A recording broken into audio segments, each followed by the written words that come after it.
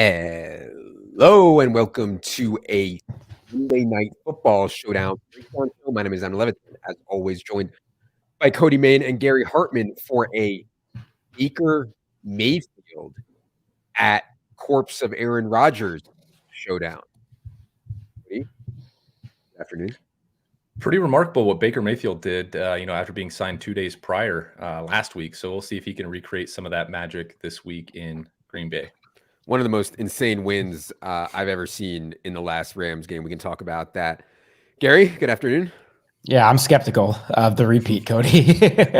But it was remarkable. We'll give Baker his flowers for last week. And then, man, the Raiders go back out and win in a ridiculous fashion after losing in a ridiculous fashion last time. So. Yeah, I mean, NFL crazy things happen. I thought there were no way that the Texans could play as well as they played against Dallas. Then they go out yesterday and take the Chiefs to overtime. Somehow crazy things happen. We will talk about all the Baker stuff here in a second. Kind of macro picture of this slate includes Aaron Jones, who was battling a ankle or shin issue going back to the game before the bye. A little concerning to me that he didn't get in any full practices this week whatsoever, but was not listed on the final injury report. Was limited in practice was Aaron Jones. And then, as we talked about on the other side, the macro perspective to me is I don't know how this team scores. Like, I know they won the game against the Raiders and scored 2 touchdowns late, but the players that they are trotting out there currently, for the most part, are borderline NFL players at almost every position. Cody, what do you think about this game from a macro perspective? Yeah, I think that's certainly the jumping off point and kind of parlaying the craziness that happened this weekend on Sunday into, how can this Rams team stick with this Packers team, despite the Packers not being world beaters themselves. But, this is just a 7-point spread. And as you look at the roster construction utilization table, the field is going to be funneling in these Packers heavy builds. 4-2, 5-1, probably going to soak up 50, 60, maybe 65% of all lineups. And, 7-point spread. Can Baker Mayfield and this Rams offense score with Green Bay? And then you mentioned the other big piece of this slate, I think, is the Aaron Jones stuff. We have just 3 players priced above 10K on this slate. And so if we start to remove Aaron Jones because we have concerns about some limitation coming back from the injury with just limited practices this week, then you really have all of the salary in the world to play with tonight. And so I think if you do have concerns about Aaron Jones, you should feel really comfortable leaving $1,000 up to $2,000 on the table because there aren't options to pay up for on this slate. So you have the salary component that I think is very interesting tonight, and you have the component with just the overall roster construction. Can the field find their way to some of these more contrarian Rams-heavy lineups? From a game planning perspective, I mean, I think the Rams' run defense is actually for real. Like, even without Aaron Donald, they have been very, very, very good against the run for the entire year. Obviously, Aaron Jones can win in other ways, but man, I mean, to me, the way you beat the Rams is just throwing them. And that's exactly the mistake the Raiders made. I think Derek Carr only had like 17 or 19 attempts in that entire game. They tried to run the ball a lot. I mean, I think if you're aggressive throwing here, you are going to be in good shape. Will the Packers have that game plan, though? I don't know as we move to the projections here. And so, if they wanted to, I think Aaron Rodgers could have one of his better games of the year here. I just don't know if the volume is going to be there. I don't know what the game plan is going to be. So we'll start with you, Cody. What do you think about Aaron Rodgers at 10-8 and 65% ownership? And then we have Baker Mayfield here. Only 800 savings down to Baker, but we've talked about dusty quarterbacks in Showdown before. Yeah, I think the ownership on Aaron Rodgers is rather efficient. And, I just mentioned the salary component of this slate. I think even if the field doesn't find the same concerns about Aaron Jones that we may have coming off the limited practices this week, I think ownership is going to get steamed up here regardless. You could see this come up closer to 70, 75%. We certainly have the money to play with on this slate. I think the interesting component, and certainly Aaron Rodgers is a cash game must, I think, on this slate, given the lack of skill position options at various price points. The interesting thing to me is in tournaments, can we get away with Aaron Rodgers double stacks? And we've seen it consistently, even, favored quarterbacks, even quarterbacks that aren't total dust balls like Baker Mayfield. The captain ownership has come down drastically this season. And, in some cases, I think that might be a mistake. We'll get to Aaron Rodgers' weapons, but, cupboard is completely full this week for him with Romeo Doubs coming back. And I think you can start to see a situation where targets that have not been evenly distributed over the last couple of weeks as Christian Watson has kind of dominated there. I think you can get away with situations where Rodgers is the highest scoring player on the slate and carries along with him 2 or maybe 3 pass catchers. So I do find the captain ownership here rather interesting. Yeah. Gary, I want to talk about the Baker stuff for a second, because you get into a spot where you have all this money. You can pay for Baker Mayfield, but in a vacuum, paying $10K for Baker Mayfield at 13 with a 13-point projection is quite bad. However, this is not some slate where we're comparing it to everyone else. Baker just has to outscore like maybe everyone else on the Rams, or maybe Baker just has to be like the 5th highest scoring player on the slate, which may not be that crazy. So like when I first look at Baker, I'm like, God, there's no way I would play Baker. But then it's like, okay, who else? So what do you think about the quarterback stuff, Gary, and then on Baker? Yeah, I'm really struggling to click on Baker here tonight. I think he's a little too expensive. And just even if you look at last week, where I think it was a much friendlier environment at home against the Raiders, he dropped back 35 times in a game. Obviously, I get he had just gotten there, didn't know the playbook, all that. Threw 230 yards and a touchdown, ended up with 14 points. Like now you're going into Lambeau, DraftKings points, I should say. You're going into Lambeau.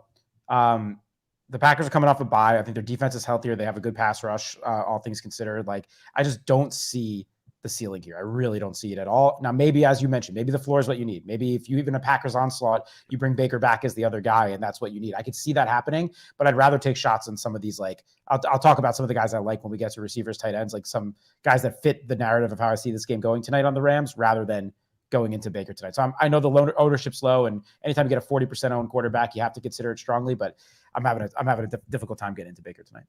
Don brings up the point, Green Bay, have they changed their PRE based on matchups? Haven't they been a ground and pound team? Absolutely. Green Bay, you can make a case, has been like the most run-heavy team in the entire NFL, at least without a rushing quarterback. Like I think the Bears and the Falcons have been a little bit more run-centric, but their quarterbacks are running. The Packers with Aaron Rodgers just like run.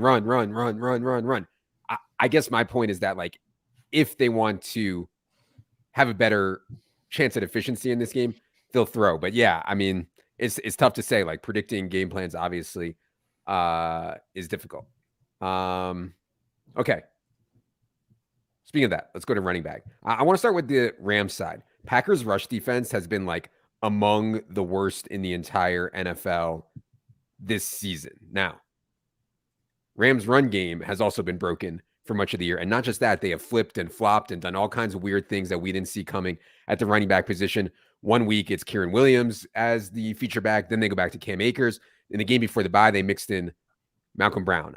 I still think Cam Akers is their best back and the back that they probably like most. I think Kieran can play in some pass game stuff for them, but Malcolm mixing in also a little bit doesn't help. So look, man, this is low ownership for guys in a really good matchup here. I think if Rams win the game, like if you have some script in your head where Rams win the game, I think it's going to be with a big day on the ground. Cody, what do you think about Rams running back stuff? Yeah, I tend to agree with you. And when I opened up the slate, I was kind of hoping to see this type of price tag on Cam Akers. We've kind of made a mockery of the pay up to be contrarian, the so bad it's good type stuff. But Cam Akers at 8,200 is a really tough sell when you have some of these other pass catchers who we'll get to next priced right around him. And so the fact that Cam Akers is 8,200, I think makes for a relatively interesting tournament play and as kind of leverage off of what I expect to be the overwhelming majority, consensus game script tonight. Since week 11, when it's basically been Cam and Kyron Williams, Cam has been the guy in base down situations. He's been the guy when the game is close. I think if they can keep this to, within a 7-point game, I expect them to continue to try and establish the run. I expect them to continue to put the ball in Cam Akers' belly. And I think that, as you mentioned, this is the way to attack a Packers defense. So, though it sets up very obviously for Cam Akers from a matchup perspective, I don't know that the field's going to get to it all that much because Cam Akers is rather expensive. Yeah. And I do think in scripts where you have where your builds are telling a story that the Packers are like crushing, like blowout Packers, I do think Kieran will play the pass downs. Kieran to me is the better pass catcher than Malcolm Brown or Cam Akers. The 800 tag on Malcolm Brown is interesting. Everybody remembers Malcolm Brown. He's been around the Rams for a long time. He was with the Dolphins for a while. He's just like a big, like kind of shitty back who maybe can fall into the end zone. But we've seen weird usage here. So I would not be afraid to get weird at that position. Green Bay, they just called up Patrick Taylor. We do not have Patrick Taylor projected for anything. I think if Aaron Jones is actually healthy and AJ Dillon stays healthy for this whole game, I don't think we'll actually see Patrick Taylor in this game. He did play 6 snaps that last game before the bye, but man, that was so long ago. They had a bye, and now they don't play until Monday Night Football. I mean, they've had so much time off. So it's concerned that Aaron Jones has not had full practices, but man, he's had a ton of time off for an injury. I think he actually returned to that game in the game before the bye. I think AJ Dillon will be a popular click here at 6,200. I mean, everybody knows, everybody loves AJ Dillon. When he gets usage, he is very, very good player and surprisingly good in the pass game. So I think both these guys will be very popular, and similar to like those Lenny, Rashad White teams that won that one slate, playing those guys together. My take is you can and probably should be playing both these guys together if your script is Packers win and win big. Gary, what do you think about Packers running backs here? Yeah, I agree with that for sure, especially in non-Rodgers captain lineups. I'm really comfortable taking both running backs together, even in 4-2s, 5-1s, whatever. Definitely like Aaron Jones the most, though, even it's still at ownership, especially because we talk about the Rams run defense being good. Obviously, AJ Dillon can be involved in the pass game. As you mentioned, he has a good pass catcher, but I'd rather lean into the higher ceiling play that we know can be involved in the pass game more, even if it's early game script first half. I know they have all their weapons, back and healthy, but he just forces himself into that pass game. So, effortlessly, it seems week in, week out, that I'm more of an Aaron Jones fan here. I think I'm a little down on Cam Akers compared to you guys. I just think the efficiency is low. I expect the Rams to be playing from behind. So maybe we see a little bit more Kieran on the field. And he's coming through with low ownership, so I like him. And I agree with you on Malcolm Brown as like a dart throw here. He's a thick boy, but maybe he falls into the end zone. So yeah. The thing is, if you say bad things about all the Rams we don't like, you're not going to be left with any players. We have to play one. We have to play one Ram, right? Yep, I mean, so I'm trying to say something positive about a Ram somewhere. I hear you though. Like Cam Akers in a vacuum is bad. I mean, other than the matchup, everything about it, I think is bad. Let's go to wide receiver. So the Rams will be trotting out their vaunted 3 wide receiver set of Tutu Atwell, Van Jefferson, and Ben Skoranek. Now, I want to be clear here. Tutu Atwell, I mean, is not getting blown away by the wind. Dude is earning targets. I mean, he's playing the third most out of these guys. Van Jefferson's playing like every snap. Skoranek is playing like almost every snap. Tutu's only playing like 2/3 of the snaps, but he's earning way more targets than these guys. How? I don't know. I mean, he's barely been involved in the league in the scheme since they took him the second round. But when you lose Cooper Kupp, when you lose Allen Robinson, you get a chance. And honestly, man, like Evan and I talked about it last Tuesday, I think it was. Tutu's looked good out there. Like he doesn't look that small. He doesn't look that skinny.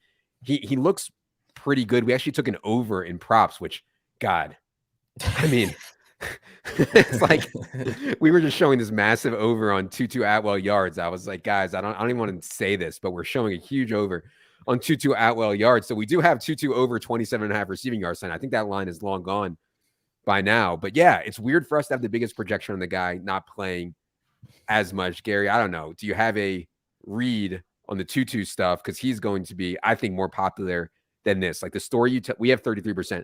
The story people tell themselves is that, hey, let me just get one big play here. He's 4,400. He gets the ball deep down the field. Like I think Tutu is going to be the most popular bring back for a ton of people playing 5-1s and 4-2s. So go ahead on Rams wide receivers, Gary. In a vacuum, he's my favorite. I like the talent the most. I like what he's trending upward in the usage. Baker was looking for him last week. We have a small sample there. I think 9 targets or something like that. Yeah, he's like my height. I'm 5'6". I think we're like the same height. So good representation for all the short guys out there. But no, in all seriousness, I'm leaning into on my bringbacks like the low A-dot comfortable stuff for Baker in this really cold on the road Lambeau game for my narrative. So I'm more into these crusty Ben Skoranek and Tyler Higbee bringbacks tonight. Okay. I'm just going to lean into on full point DraftKings PPR. I'm just going to lean into volume. We still saw Skoranek last week. I know he's not good at football. Evan always talks about it. There's like no athleticism there, but middle of the field, easy routes, just comfortable stuff. I'm leaning into that, especially at lower ownership. So amazingly for tournaments, Ben Skoranek is my favorite of these 3 Rams receivers tonight.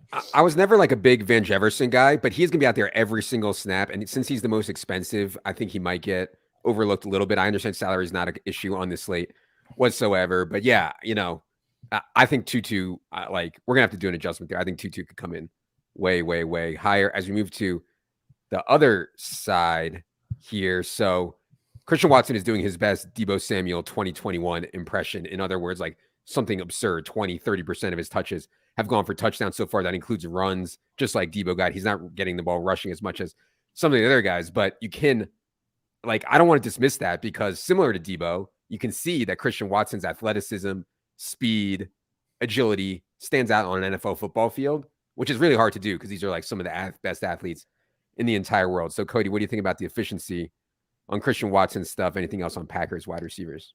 Yeah, it felt like a 4-week stretch on just Showdown specific slates where Watson was breaking things. And that was at a price tag that was cheaper than teammate Allen Lazard. And now we have this situation where Watson is $1,200 more expensive. You know, we've talked at length already that salary is not all that important on this slate, but I do think it matters some. You have a situation where Watson is $1,200 more expensive. And now, you know, on top of the efficiency stuff, on top of the recency bias stuff, and just the shiny new toy in Green Bay, like the models are catching up. The projection systems are catching up to Watson being Green Bay's wide receiver one. And I think that you talk about Tutu, his ownership needing to be adjusted. And I fully agree with you. I think Tutu could come in closer to 40%, just a very obvious click on this slate. I think the gap between Watson and Lazard could be even wider on this slate. I think you could see 50, 55, 60% Christian Watson, given all of the things that I just mentioned, and Lazard come in closer to 30 or 25 or 30%.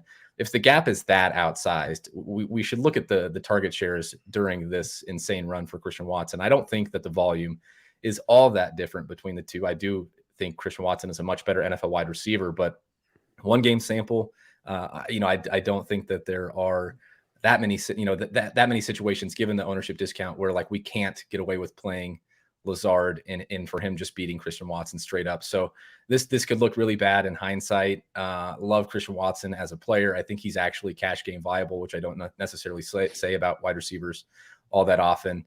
I think Allen Lazard is a pretty awesome tournament play tonight if ownership comes in pretty low. Want to make one point here. Romeo Doubs is back. I believe this is his first game since week 9, and he had that high ankle sprain in week 9. We've talked a ton about guys coming back from high ankle sprains and how hard that is.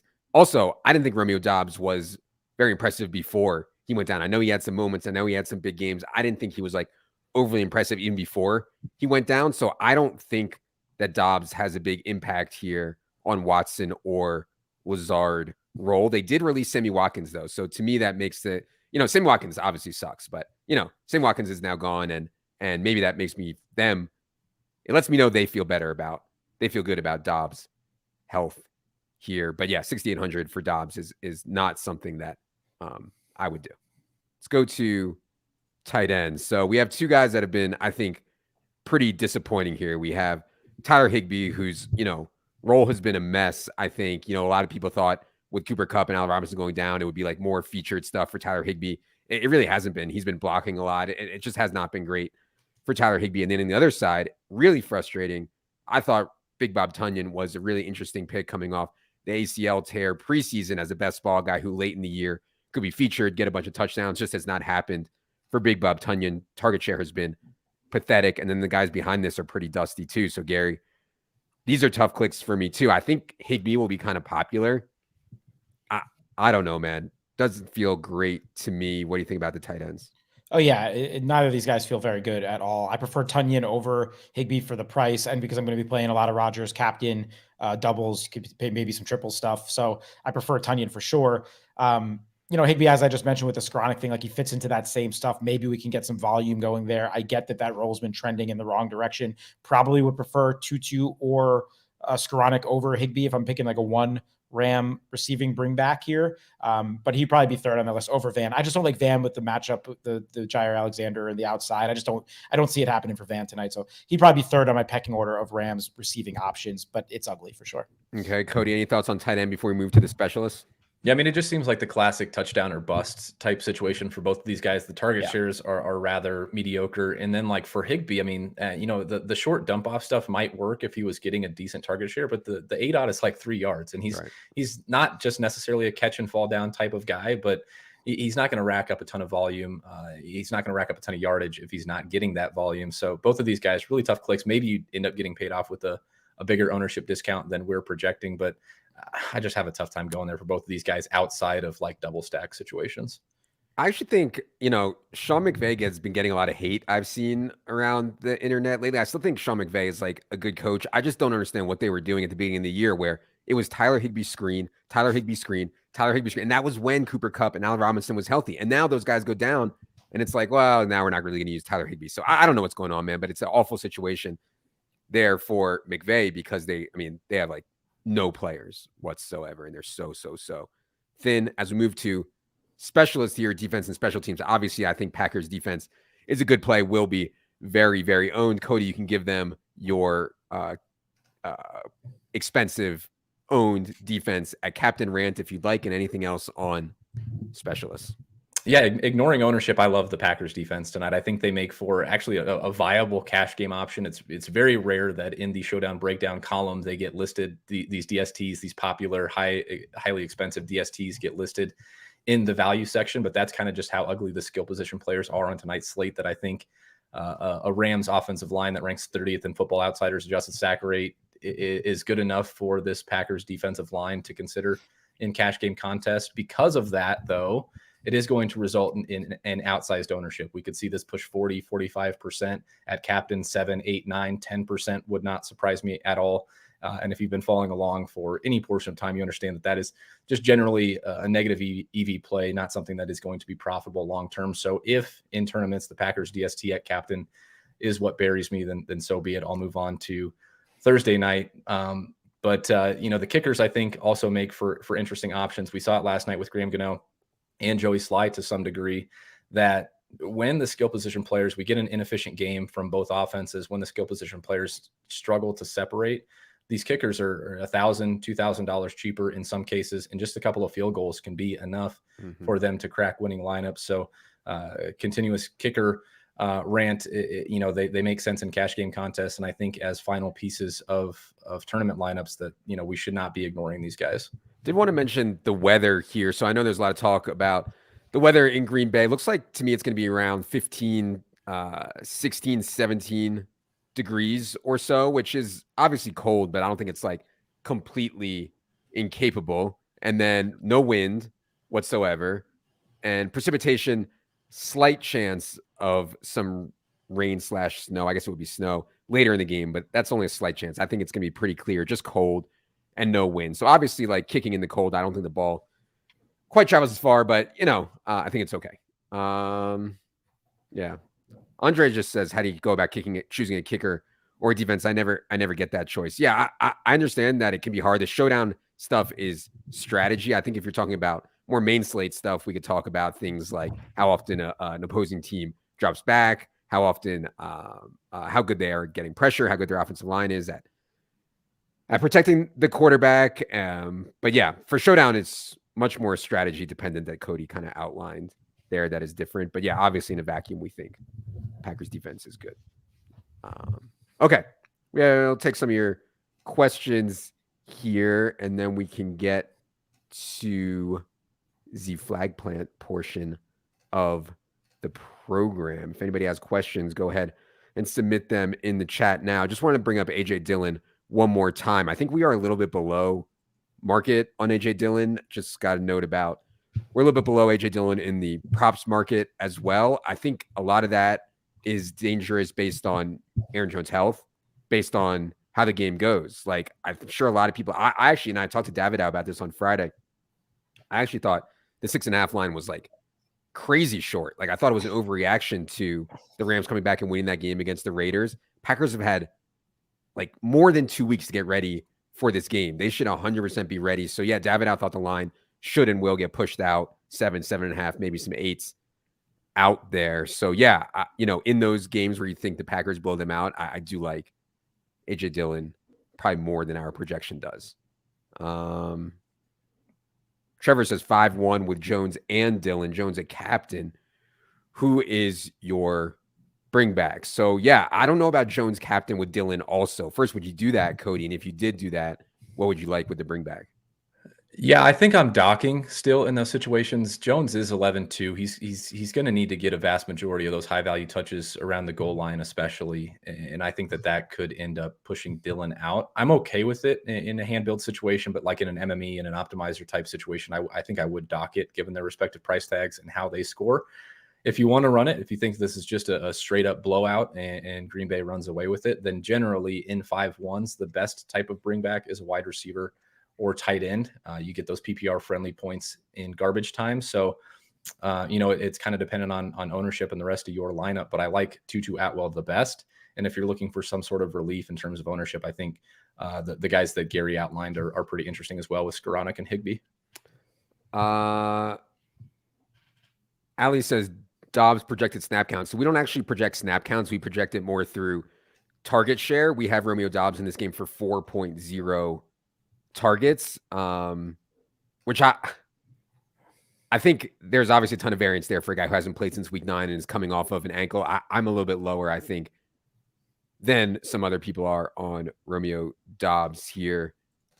James says, is Rodgers going to break out the Mercedes? I appreciate the alliteration. However, Mercedes has not really done much or been a part of the game plan all year. I believe we have Mercedes for 0. Yeah, we have 0.2 targets here for Mercedes. So that would be a very, very thin one. Hunter says, is Tutu captain too risky at projected ownership? Yeah, I don't know, Gary. Any thoughts on Tutu captain teams? What do we got on ownership there? We have 5.6% right now, but I do think, captain may. I think Tutu's general ownership will rise. I don't know about captain. Yeah, ownership. no, We might be I right honestly, on captain ownership. I think 5 is too much. Like, I don't want 5% Tutu Atwell ownership with the star power on the Packers side. Even like Packers defense, I know that's going to be outplayed. I just see a higher ceiling there. I don't mind him as a bring back at all. Even if you want to do like 4-2 stuff with the Rams, if you really want to flip the bill, but then I'd rather Baker probably in my captain spot in those situations. So Yeah. Suck Me says Tutu is poo-poo. So, I know he's joking. I don't want the Tutu stuff to go too far because he does have the worst role of these 3, but he's just like the best talent, the best athlete, and is earning the most targets. So, but it could definitely go bad for Tutu, man. Like when you're not out there for all the snaps, like it can certainly go bad. Are there any PSM plays tonight? I don't know about that, but I do not think Tutu would be one of them whatsoever. Dylan over Jones in season long. I don't think, even in non PPR, I don't think I would do that. The roles this year have been much in favor of Aaron Jones. Would either of you guys consider playing in season long Dylan over Aaron Jones? Not for me. I don't think so. No. Okay. Jason says, is this a slate where QB wide receiver stacks are not needed? I think it depends on the lineup, right? Like if you have Captain Rodgers team, certainly you want Packers wide receivers. If you have wide receiver captain, I think you probably want Rodgers. I don't know. Any thoughts on uncorrelated lineups tonight, Cody? Yeah, I've been walking back some of like the universal correlation stuff that I've done in seasons past because I think you can see the benefits of being unique, but like it's still a massive boost for me when I'm running an optimizer. Like if I have captain Christian Watson, Aaron Rodgers he's going to be in most of those lineups regardless, but Aaron Rodgers is getting a big boost in the flex spot. I think if you're hand building 5, 10, 20 lineups, I think you want most of those to be correlated and paired together. Kieran Williams or Akers. I mentioned this when we did the running back, but yeah, I think Kieran will be out there. I think if they're behind the whole game. What about Rodgers captain with Jones and Dillon in the flex? That would be an interesting construction. The problem is that like if Rodgers hits as the captain, you're going to need a wide receiver to come along for the ride. Any thoughts there, Cody? Yeah, I think that makes sense in a 5-1. You can kind of consider Jones, one of those pass catchers that you would want to pair alongside Rodgers, but I would still want at least one wide receiver or tight end from Green Bay in that lineup, if not 2, and then just it ends up being a 5-1. Okay. All right. I think one more from Andrew here. Whose role is closest to Watkins? I think it'll be kind of Dobbs in that role.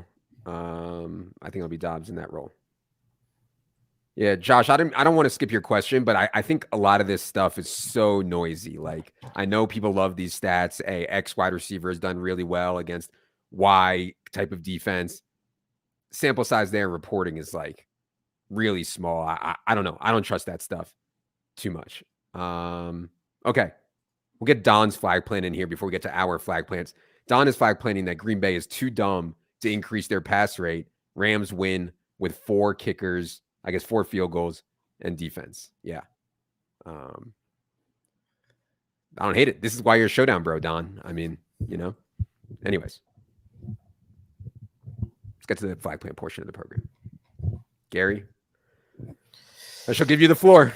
All right. It's an ugly slate, man. 39.5. I for sure thought I'd be flagging a Packer on this. I'll leave Cody his boy. I think I know where he's going. I like his play too. I'm going to go around. I'm going to go with one of these. I'm going to play into a lot of 4-2s, a lot of 5-1s. Coming off the bye, 7.5. I think people, it's at 7.5 spread now. So yeah, it has come up a little bit because people are on that Green Bay side of things. I like the easy stuff. I think even if it's like a 28-10 or 28-7 type game, I think a lot of it's just going to be volume on the bring back for the Rams. So I like this easy underneath type targets. I'm choosing between two here. But I think I'm going to go Kieran Williams as my flag plan here. You're getting a little over half the ownership of Akers. And like, I like him as one of those three options in the bringbacks that I mentioned with Skoranek and Higbee. He fits right into that role if he's going to be in that passing game. Plus the Packers have been beatable on the ground this year. So like for any of the base kind of carries he does get, I like him to be efficient on those, and I think he just plays a lot in the second half. So I like Kieran as my favorite Rams bring back. I love that, and the reason that I love it is not just you don't only get there if they get crushed. There's other ways you can get there on Kieran. Right. Like Cam Akers, like they could just decide in this game, hey, let's see what Kieran has as the feature back, or maybe Cam Akers fumbles again. I think he fumbled against the Raiders. I think he can fumble again and get benched. Yep, he get hurt. I mean, Cam Akers has had tons of injuries and stuff like that. So I think there's a lot of different ways you can get there. Agreed. With Kieran in this spot. I like that one. Cody, go ahead. It's rather rare that we get these situations where recency bias, public perception, projection models all kind of align on one guy. And I think we're getting that tonight with Christian Watson. He's the shiny new toy in Green Bay. He was a favorite of best ball bros and season long bros and dynasty bros. And I think it's all kind of coming together now that we've seen this big target share, this big role for him over the last couple of weeks. And we've got 49% to 36% projected right now. I think that gap is going to widen, particularly in some of the more casual contests tonight. I think you could see Christian Watson being 55, 60%. And to me, very obvious direct leverage off of Christian Watson in tournaments is Allen Lazard. I think Allen Lazard is probably a worse NFL wide receiver at this point, but that doesn't mean over a single game sample, he can't be one of the slate's top scoring options. So give me Allen Lazard, not only over Christian Watson, but Allen Lazard is one of the slate's top overall scorers. Oh my God. You guys, I had two in mind. I thought there's no way that you would take both of them. We have Allen Lazard for 6.0 targets. We have Christian Watson for 6.3 targets. But people are just falling all over themselves to play Christian Watson. I get it. He's obviously way more athletic, but Allen Lazard is a very good NFL wide receiver, like Cody said. It would not surprise me if the ownership gap here is even wider. And I do think, and I know what Don said, and Don said he'll be playing the narrative that Green Bay is too dumb to throw it in the Thunderdome if anyone wants action, which, is true alpha shit. But anyways, I will say that I'm hopeful that they're not that dumb. And I do think it's a good spot for Allen Lazard. I got to go back to the drawing board here. And now I have nothing. Let me see. What can I have here? I'll lean into the ankle thing. I think there's enough there, no full practices this whole week to give me a little bit of pause on Aaron Jones when he's going to be 67+% owned. So AJ Dillon, very, very good player. Like in events, in games where Aaron Jones misses, AJ Dillon is like consistently a top 5 overall fantasy running back option. Certainly has the talent to break a slate. So I will go with AJ Dillon at 6,200 optimal captain tonight for my flag plan. I just wanted on the record that my 2 flag plans were indeed stolen. That is going to do it for this Showdown breakdown. I'll be back tomorrow for Solo Pod and for Silva Team by Team as we head into the holidays here. Hope you guys all have a great holiday. If you've not hit subscribe yet on the YouTube machine, we'd really appreciate it if you do. We will have shows all off season long as we're in the dynasty streets. We're in the best ball streets. We'll even be talking about some normal NFL stuff and how it intersects with fantasy, with the draft, free agency, et cetera, et cetera. So we will have YouTube content all off season long. Be sure you are tuned in and subscribed here on the YouTube machine. For Cody, for Gary, I am Adam. Good luck, everybody.